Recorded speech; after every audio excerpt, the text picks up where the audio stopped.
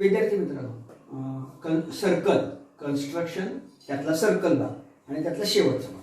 To construct tangent to circle from a point outside the circle.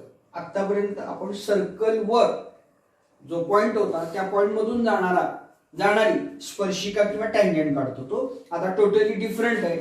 आता जो point आहे तो वर्तुळाच्या बाहेर आहे आणि त्या बिंदूतून जाणाऱ्या स्पर्शिका आपल्याला काढायचे. या संबंधीचा थेरम आपण याच्या अगोदर पाहिलेला आहे. त्या थेरमचा सुद्धा या ठिकाणी संबंध आपल्याला उत्तरामध्ये ज्यावेळेला ऑब्झर्वेशन त्या उत्तराचं कन्स्ट्रक्शनचं विचार जातं त्यावेळेला तो आपल्याला द्यायचा आहे. मग आता एक अनालिसिस काय आहे, एक्झॅक्ट काय करायचं आहे या ठिकाणी. तर तुम्हाला एक वर्तुळ दिलं जाईल रेडियसचं, काही रेडियसचं वर्तुळ दिल्यानंतर त्या ठिकाणी वर्तुळ केंद्रापासून हा जो पी बिंदू आहे, आता इथं पी म्हणतोय, इंजिनला कोणताही बिंदू असेल तर तो ठराविक अंतरावर असेल आणि नंतर या बिंदूतून जाणाऱ्या स्पर्शिका आपल्याला काढायच्या. As shown in the figure, let point P, which is in the exterior of the circle, let PA and PB are the tangents to the circle with center O touching the circle. At point A and B, आता कुठं A आणि B मध्ये या touch होत आहे. नंतर आपल्याला असं लक्षात येते की OA is perpendicular on PA and OB is perpendicular on PB. आता याचं थोडंसं या ठिकाणी डिटेल मध्ये जर आपण करायचं म्हटलं तर या ठिकाणी हा O पासून मी जर इकडे वाढवला तर एक सेमी सर्कल झाली आणि आपल्याला माहिती आहे की सेमी सर्कल मधला अँगल हा 90 डिग्रीचा असतो. त्यामुळं A आणि B या ठिकाणी बरोबर ते राईट अँगल ट्रायंगल झालेले आपल्याला आढळून येतील. पण साधारणपणे हे अनालिसिस लक्षात आल्यानंतर ही रचना कशी करायची, तर रचना करत असताना स्टेप नंबर 1 पहिल्यांदा दिलेल्या रेडियसचं सर्कल काढून घेणे. नंतर सर्कल पासून जो एक्सटेरियर पॉइंट दिलेला आहे तो बिंदू काढणे. Circle centre of the circle आणि तो पॉइंट जोडून घेणे आणि त्या पॉइंट रेषेचा किंवा ती जी सेगमेंट आहे त्याचा परपेंडिक्युलर बायसेक्टर काढणे. परपेंडिक्युलर बायसेक्टर काढल्यानंतर तो परपेंडिक्युलर बायसेक्टर O आणि P ही जी काही सेगमेंट असेल त्याचा मिड पॉइंट असेल, तो mid point as a centre धरून या ठिकाणी समजा M आला तर OM एवढी रेडियस घ्यायची आणि या सर्कलला म्हणजे पहिलं काढलेलं सर्कल आहे त्याला छेदणारं दुसरं सर्कल काढायचं.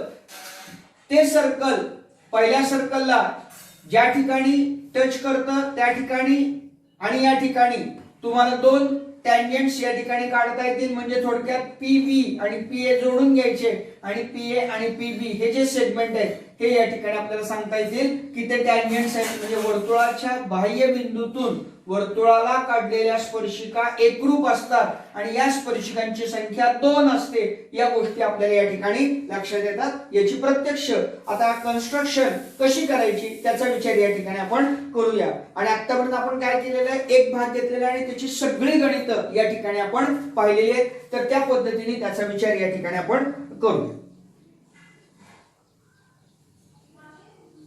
प्रॅक्टिस सेट 4.2 मधलं 6वं गणित. Draw a circle with center P and radius 3.4 cm. Take a point Q at a distance 5.5 cm from the center. Construct tangents to the circle from point Q. Analytical figure काढलेली. काय केलेले 3.4 सेंटीमीटरचं एक circle काढलेलं आहे.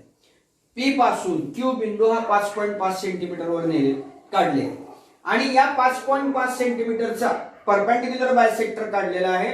तो perpendicular bisector ज्या ठिकाणी PQ ला छेदतो तो म्हणजेच PQ चा मिड पॉइंट आहे. तिथे कंपासचं लोखंडी टोक ठेवायचंय आणि PM समजा M नाव दिलं, PM एवढ्या त्रिज्येने वर्तुळ काढायचंय.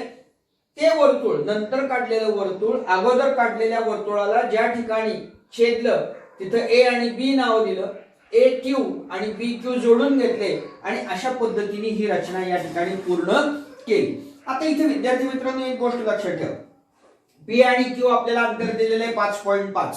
आता या 5.5 चा परपेंडिक्युलर बायसेक्टर काढल्यानंतर साधारणपणे तो बेदुनी 4, बेसत्ती 14 आणि बेपंचे 10 2.75 इतका येतो.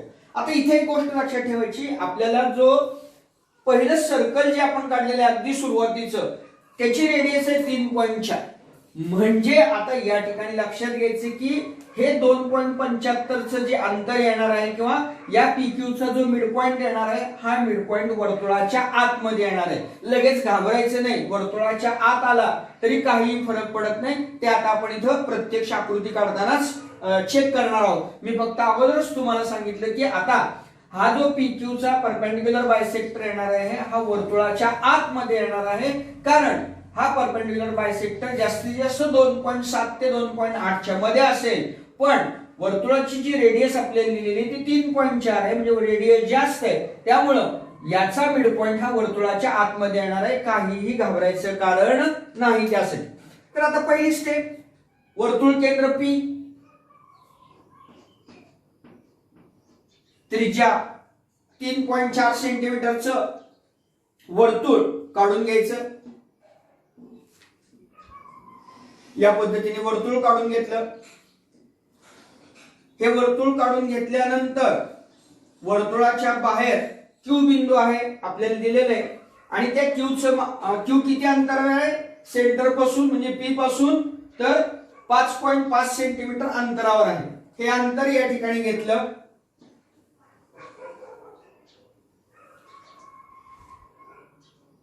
हे घेत असताना एक सरळ रेष काढून घ्या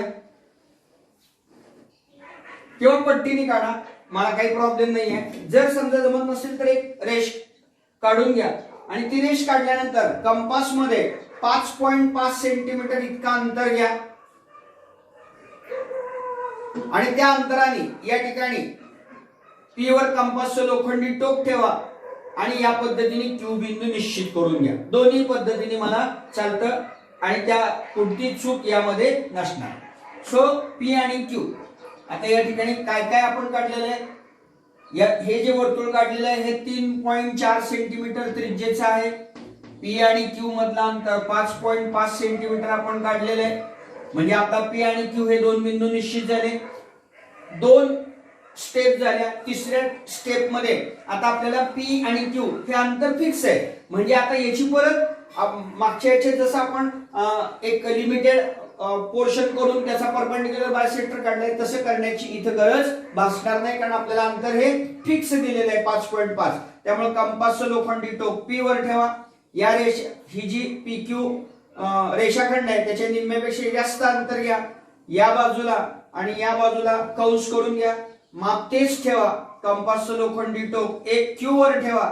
पहिल्या काढलेल्या कंसाला छेदणारे दुसरे कंस काढा आणि हे दुसरे कंस काढल्यानंतर या ठिकाणी आपल्या लक्षात येईल की हे दोन जोडल्यानंतर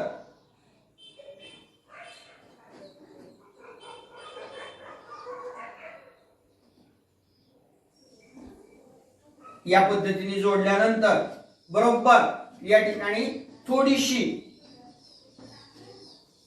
ही जी रेषा आहे ही रेषा या ठिकाणी वर्तुळाच्या आतमधून जाते. त्याचं कारण मी सांगितलं की 3.4 आणि 2.75, त्यामुळे ही आतनं जाणार आहे. मग आता थोडस इकडं या खडूच्या असणाऱ्या जाडीमुळे थोडा फरक पडतोय, पण तुमचा फरक पडायला नकोय.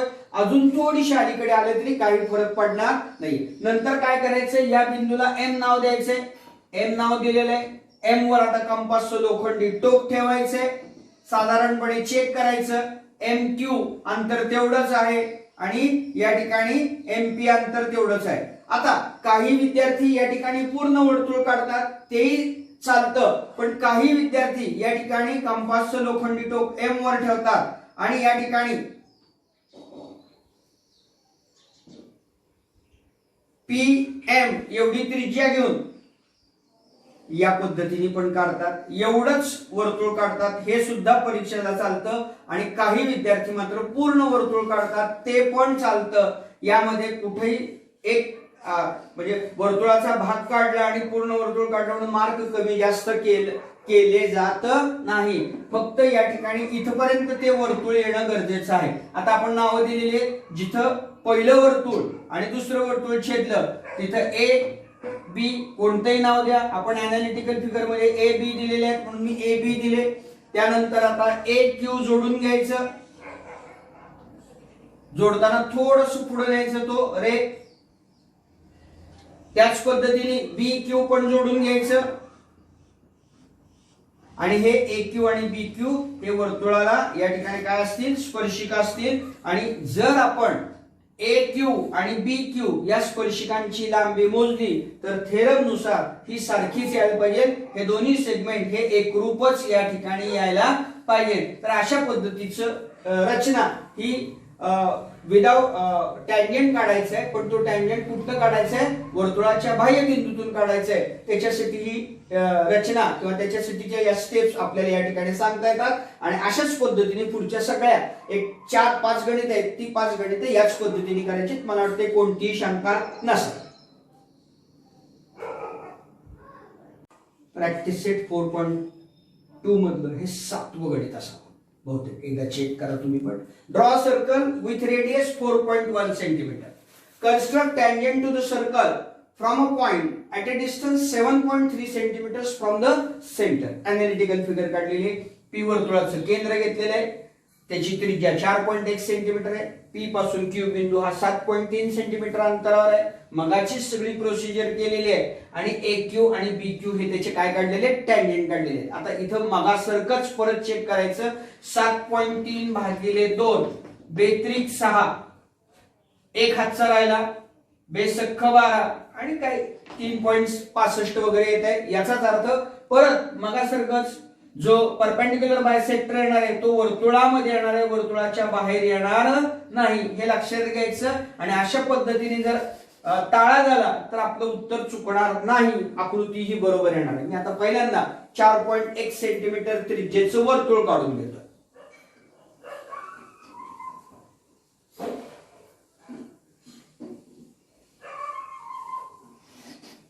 की ज्याचं सेंटर या ठिकाणी मी पी घेणार आहे.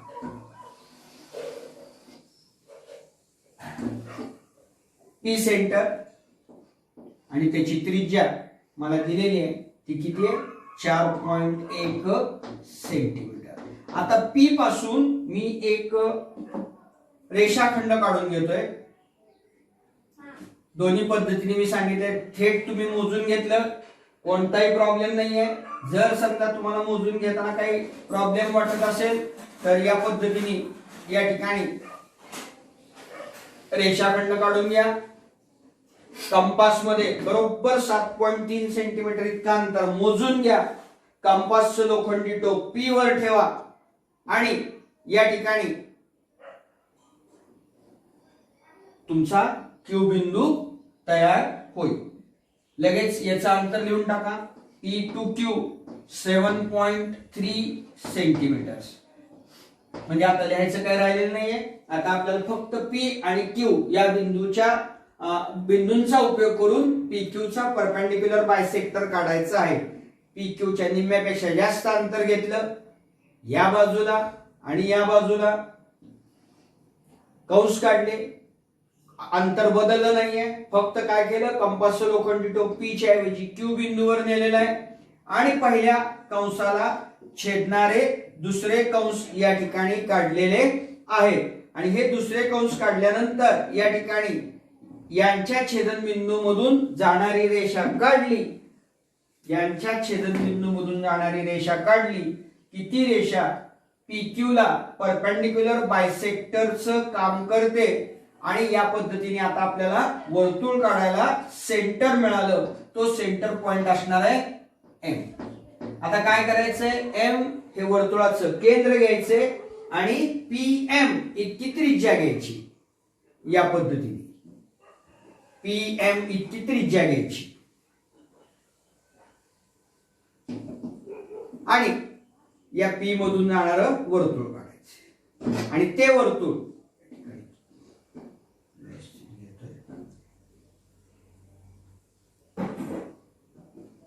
नीट लक्ष द्या, कुठनं घेतलेलं आहे. आणि या P मधून जाणारं वर्तुळ काढलं की ते वर्तुळ पहिल्या वर्तुळाला ज्या ठिकाणी छेदतं तिथं या ठिकाणी अनालिटिकल फिगर नुसार A आणि B ही नावं देऊन टाकायची. आणि नंतर QA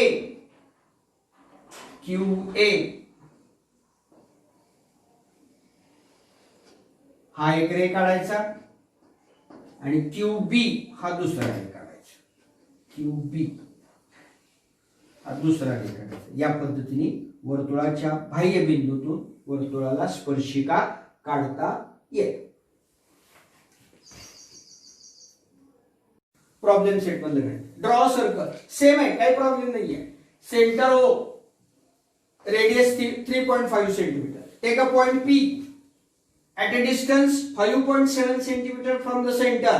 Draw tangents to the circle from the point.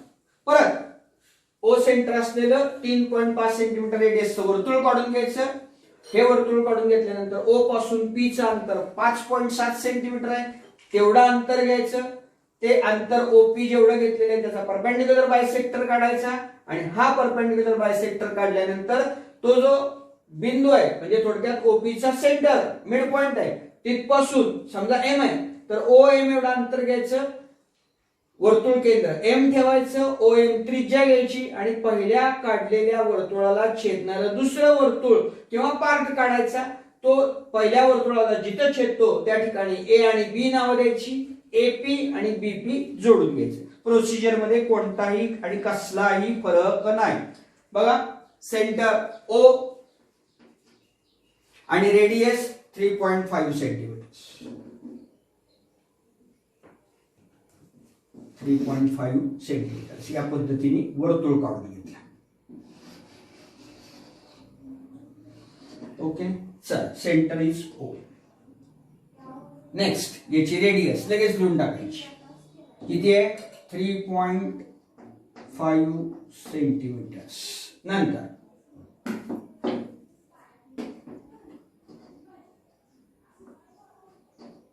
O पासून बिंदू कोणता घ्यायचा. Take a point P. O पासून P बिंदू घ्यायचा. अजून P निश्चित स्थान झालेलं नाहीये. ते किती 5.7 सेंटीमीटर वर आहे. मोजून घेतलं 5.7 सेंटीमीटर. या ठिकाणी तुमचा कोणता बिंदू आहे P बिंदू आहे. त्यानंतर आता OP चा परपेंडिक्युलर बायसेक्टर या ठिकाणी काढायचा आहे. प्रोसिजर सेम आहे. निम्म्यापेक्षा जास्त अंतर या बाजूला रेषाखंडाच्या वर आणि रेषाखंडाच्या खाली आर्क काढून घ्यायचे. माप तेच ठेवायचं. रेषाखंडाचा दुसरा अंत्यबिंदू घ्यायचा. पहिल्या काढलेल्या कंसाला छेदणारे दुसरे कंस काढायचे आणि या ठिकाणी आपल्या लक्षात येईल की वर्तुळाच्या आतूनच या ठिकाणी परत या ठिकाणी हा परपेंडिक्युलर बायसेक्टर जाणार आहे.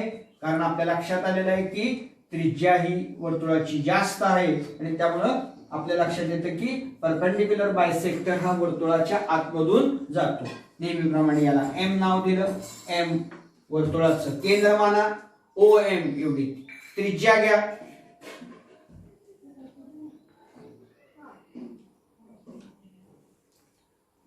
OM एवढी त्रिज्या घ्या आणि या त्रिज्येने या ठिकाणी पहिल्या काढलेल्या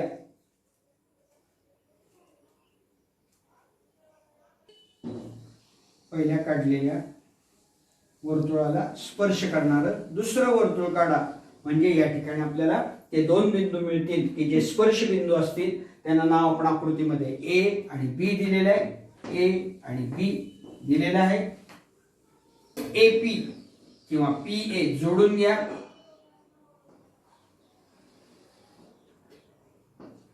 त्याच पद्धतीने PB पण जोडून घ्या आणि अशा पद्धतीने या वर्तुळाच्या स्पर्शिका होऊ शकते. प्रॉब्लेम सेट मधलं 6वं गणित वेगळं आहे थोडंसं. Draw circle of diameter 6.4 centimetre. म्हणजे पहिल्यांदा डायमीटरची आपल्याला रेडियस शोधून घ्यावी. Take a point R at a distance equal to the diameter of the circle and draw the tangents from that point.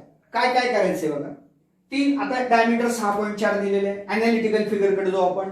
Radius त्याची 3.2 आली.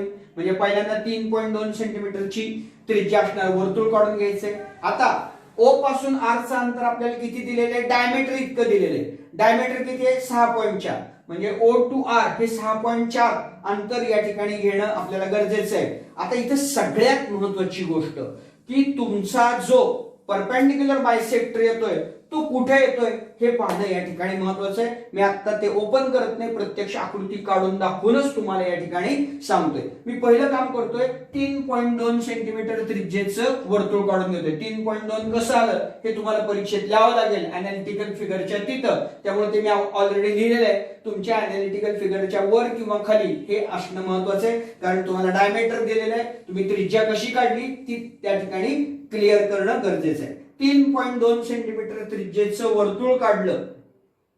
सेंटरला कुठलंही नाव त्यांनी दिलेलं नाहीये, त्यामुळं आपण नाव देऊ शकतो सेंटरला. हे 3.2 सेंटीमीटर त्रिज्येचं वर्तुळ काढलं. नंतर सेंटरला काहीच नाव दिलेलं नाहीये म्हणून मी ओ नाव देतो. 3.2 सेंटीमीटर. आता हे 3.2 सेंटीमीटर त्रिज्येचं वर्तुळ काढल्यानंतर आपल्याला सांगितले की डायमीटर इतक्या अंतरावर आर बिंदू आहे. आता डायमीटर इतक्या अंतरावर आर बिंदू आहे म्हटल्यानंतर या ठिकाणी या पद्धतीने मी त्याचं माप मोजून घेतोय आणि तेवढा डायमीटर काढण्याचा प्रयत्न करतोय. म्हणजे साधारणपणे इथपर्यंत आहे. हे कुठलं अंतर आहे? वर्तुळाच्या केंद्रापासून आहे. म्हणजे वर्तुळाच्या केंद्रापासून या ठिकाणी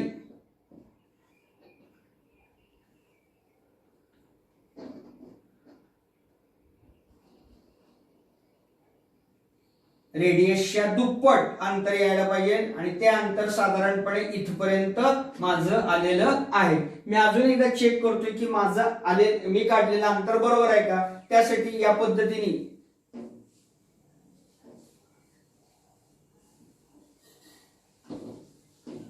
पद्धतीने अंतर माझं बरोबर आहे. आणि तिथं कोणता बिंदू आहे दिलेला? आर बिंदू आहे. त्या आरचं नाव या ठिकाणी दिलेलं आहे आणि हे अंतर या ठिकाणी डायमीटर इतकंच म्हणजे 6.4 सेंटीमीटर इतकं अंतर दिलेलं आहे. आता या OR चा मला परपेंडिक्युलर बायसेक्टर या ठिकाणी काढायचा आहे. OR च्या निम्म्यापेक्षा जास्त अंतर घेतलं या बाजूला आणि या बाजूला. कंस काढले, कंपासचं लोखंडी टोक आर वर ठेवलं. पहिल्या कंसाला छेदणारे दुसरे कंस काढले आणि आता या ठिकाणी आपल्या लक्षात येईल की हा जो परपेंडिक्युलर बायसेक्टर आहे हा बरोबर वर्तुळाला स्पर्श करून जातोय. आणि जर तो स्पर्श करून जात असेल तर 100% तुमचं उत्तर बरोबर आहे. तुमची डायग्राम ही बरोबर आहे. कुणीही त्या ठिकाणी चूक धरणार नाही. या पद्धतीने याला आपण नेहमीप्रमाणे एम नाव देऊया. एम या ठिकाणी सेंटर घेऊया. OM इतका अंतर घेऊया कंपास मध्ये आणि या ठिकाणी या अंतराने दुसरा वर्तुळाचा पार्ट किंवा पूर्ण वर्तुळ जे तुम्हाला योग्य वाटेल ते काढलं. पहिल्या वर्तुळाला ज्या ठिकाणी छेदले त्या ठिकाणी A आणि B या पद्धतीने नाव दिले. AR जोडून घेतलं.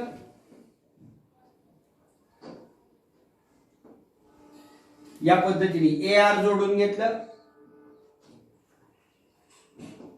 आणि या पद्धतीने BR पण जोडून घेतलं. दोन्हीची माप जर चेक केली B to R आणि A to R तर ती सारखी यायला पाहिजे. या दोघांनाही टँजंट्स असं म्हणतात आणि या दोघांची लांबी ही सारखीच आली पाहिजे. या पद्धतीने हे गणित परीक्षेच्या दृष्टीने महत्वाचं मला वाटतं. लास्ट एक्झाम्पल थोडंसं वेळ. Draw circle of radius 3.4 centimetre and centre E. Take a point F on the circle. हे महत्वाचं. Take a point F on the circle. Take another point A such that E dash F dash A and FA is equal to 4.1 centimeter. Draw tangent to the circle from point A. या A बिंदूतून जाणारे tangents या ठिकाणी आपल्याला काढायचे. Analytical figure. आता E dash F dash A distance EA total is equal to distance EF plus FA. EA आता या ठिकाणी ही रेडियस झाली, ही रेडियस आहे, त्यामुळे EF 3.4 आले आणि F to A आपल्याला दिलेलं आहे 4.1, त्यामुळे 3.4 आणि 4.1 7.5 आणि या ठिकाणी A बिंदूतून जाणारे टँजंट्स या ठिकाणी आपल्याला काढायचे. ते माझ्याकडनं राहिले होते, मी इथं काढतोय. म्हणजे अॅनालिटिकल फिगर या ठिकाणी पूर्ण झालेली आहे. आता इथे एक गोष्ट आपल्या लक्षात येत असेल, वर्तुळाची जी त्रिज्या दिलेली आहे ती 3.4 दिलेली आहे आणि बाह्य बिंदू म्हणजे बिंदू ए हा वर्तुळापासून 7.5 सेंटीमीटर इतक्या अंतरावर आहे. आतापर्यंत प्रत्येक वेळेला 2-3 वेळेला वर्तुळाच्या आत परपेंडिक्युलर बायसेक्टर आलता, मगाच्या गणितामध्ये बरोबर वर्तुळावर आलता. आता काय होतंय त्याचा विचार या ठिकाणी आपण करूया. आता पहिलं काम करायचंय, ई सेंटर असणारं वर्तुळ आपल्याला काढायचे की ज्याची त्रिज्या ही 3.4 सेंटीमीटर इतकी आहे. या पद्धतीने 3.4 सेंटीमीटर त्रिज्येचं वर्तुळ काढून घेतलं. आता हे वर्तुळ काढून घेतल्यानंतर एक एक स्टेपने आपण पुढे जाऊया. या ठिकाणी लगेच वर्तुळाची त्रिज्या दाखवून टाकतो 3.4 सेंटीमीटरवर. आपल्याला काय दिलेलं आहे, टेक अ पॉइंट एफ बिंदू घेतलेला. आता लगेच मी EF पण जोडून टाकतो. EF पण जोडून टाकलं. त्यानंतर आपल्याला असं सांगितलं की F पासून 4.1 सेंटीमीटर अंतरावर A बिंदू आहे.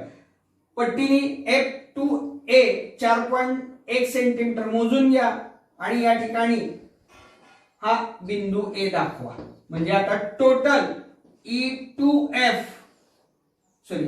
A अंतर हे किती झालेलं आहे, 7.5 सेंटीमीटर झालेलं आहे. कसं झालेलं आहे, EF त्रिज्या असल्यामुळे 3.4 आणि F to A 4.1, 4 आणि 1 5 आणि 4 आणि 3 7, त्यामुळे टोटल अंतर हे या ठिकाणी 7.5 सेंटीमीटर इतकं झालेलं आपल्याला आढळून येईल. आता इथपर्यंतची प्रोसिजर थोडीशी वेगळी होती. थेट न देता तिने वेगळ्या माध्यमातून दिलं. म्हणजे आता आपल्याला EA या सेगमेंटचा आपल्याला परपेंडिक्युलर बायसेक्टर काढायचा आहे. तो काढत असताना निम्म्यापेक्षा जास्त अंतर घेतलं. या बाजूला आणि या बाजूला आर्क काढले. कंपासचं लोखंडी टोक A वर ठेवलं. पहिल्या आर्कला छेदणारे दुसरे आर्क काढले. मी तुम्हाला सांगितलं होतं की वेगळं इथं परपेंडिक्युलर बायसेक्टरची जागा बदलणार आहे. आता परपेंडिक्युलर बायसेक्टर हा वर्तुळाच्या बाहेर आलेला आपल्याला आढळून येतो. कारण या ठिकाणी आपण जर पाहिलं तर रेडियस आणि या ठिकाणचं अंतर, एक्सटेरियर पॉइंटचं अंतर हे थोडस जास्त आहे आणि त्यामुळे परपेंडिक्युलर बायसेक्टर हा आतापर्यंत जो आत येत होता तो या ठिकाणी बाहेर आलेला आपल्याला आढळून येतो. तर अशा पद्धतीने या ठिकाणी हा परपेंडिक्युलर बायसेक्टर आपल्याला मिळतो आणि या ठिकाणी हा परपेंडिक्युलर बायसेक्टरला नेहमीप्रमाणे M नाव दिलं. M नाव दिल्यानंतर या ठिकाणी M to E हे अंतर या ठिकाणी घेतलं.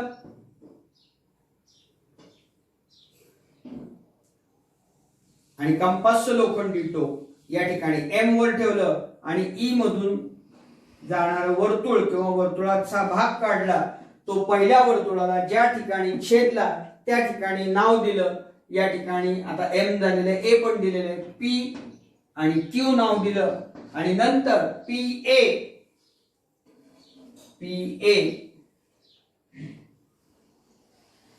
या पद्धतीने जोडून घेतलं. हे थोडंसं एक्सटेंड केलं तरी चालेल.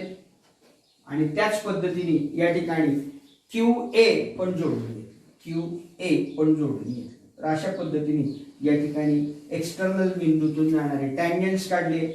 कुठेही इथं आपल्याला याचे इन्फरन्स विचारलं नाही, परंतु परीक्षेत जर विचारलं तर PA आणि QA हे कॉन्ग्रंट असतात, हे लक्षात ठेवायला विसरायचं नाही. आणि अशा पद्धतीने कन्स्ट्रक्शन मधले सर्कल मधली एकही कन्स्ट्रक्शन, मग ती प्रॉब्लेम सेट मधली असू द्या किंवा प्रॅक्टिस सेट मधली असू द्या, सगळ्या प्रकारे या ठिकाणी आपण पूर्ण केलेले आहे. आता फक्त तुमच्याकडनं अपेक्षा ही आहे की ह्या गणिताची जास्तीत जास्त प्रॅक्टिस करा. अनालिटिकल फिगर काढायला विसरू नका आणि स्टेप्स लक्षात ठेवा. म्हणजे तुम्हाला परीक्षेमध्ये एक 4 ते 6 मार्क कुठेही तुमचे या ठिकाणी जाणार नाही.